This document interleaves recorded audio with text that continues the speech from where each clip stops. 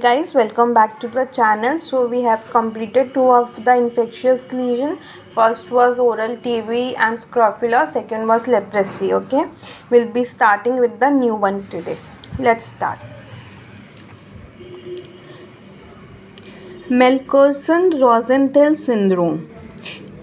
It is a clinical symptom complex consisting of chronic lip, facial edema, fissured tongue, a variation of which is sometimes referred to as scrotal tongue. Okay, so this is a symptom complex. Obviously it is a syndrome, so it will have symptom complex, मतलब एक से ज़्यादा symptoms होंगे. So this consists of chronic lip and facial edema. First is lip and facial edema. Second is fissured tongue. Fissured tongue मतलब tongue is में fissures हैं. Okay.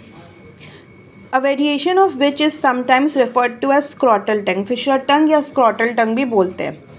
And intermittent unilateral or bilateral facial nerve palsy. Intermittent है मतलब आता जाता रहता है. It's not permanent. So there are four things. First is chronic lip and facial edema. Second is fissured or scrotal tongue. And the third one is intermittent unilateral or bilateral facial nerve palsy. Okay.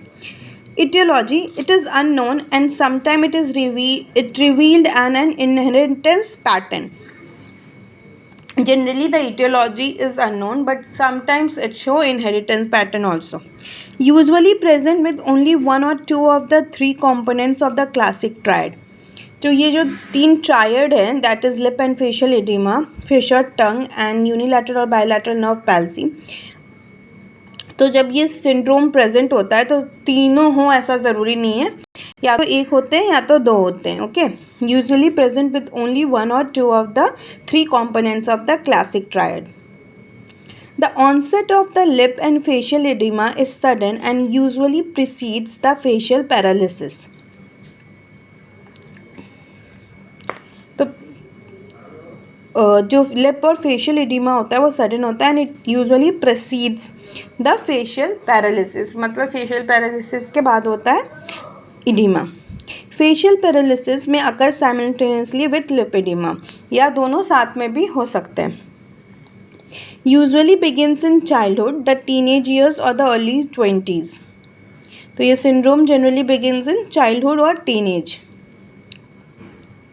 The lip edema can be extreme and may increase the lip to 3 to 4 times, and lip edema is expected to be permanent. तो ये जो lip edema है, it is extreme and it increases normal lips से वो 3 to 4 times increase हो जाता है, उतना swelling होता है lips का, and it is expected to the permanent thing. Facial palsy is seen in 20% of cases. It resolves slowly and recovers to normal. क्योंकि ये intermittent होता है, आता जाता रहता है, तो it recovers. And it can be unilateral or bilateral.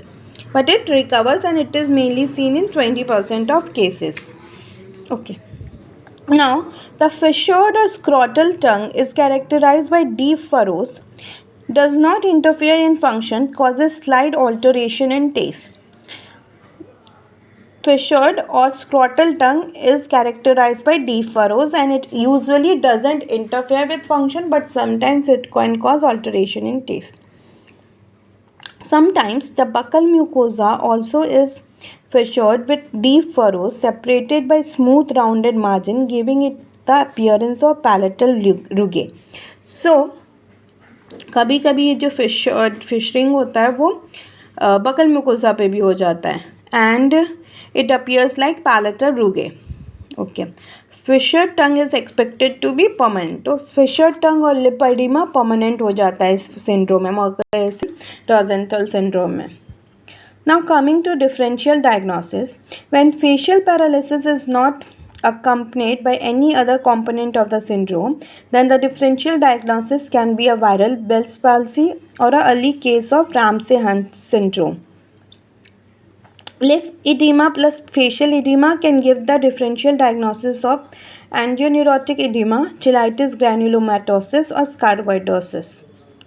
Okay, diagnostic workup, as it is a syndrome and it has a classic triad, so clinical recognition is the diagnosis of the syndrome and biopsy of the lipedema. Okay, that's all for today. We'll be continuing this in the next class. Till then, like, share, subscribe and comment. Bye.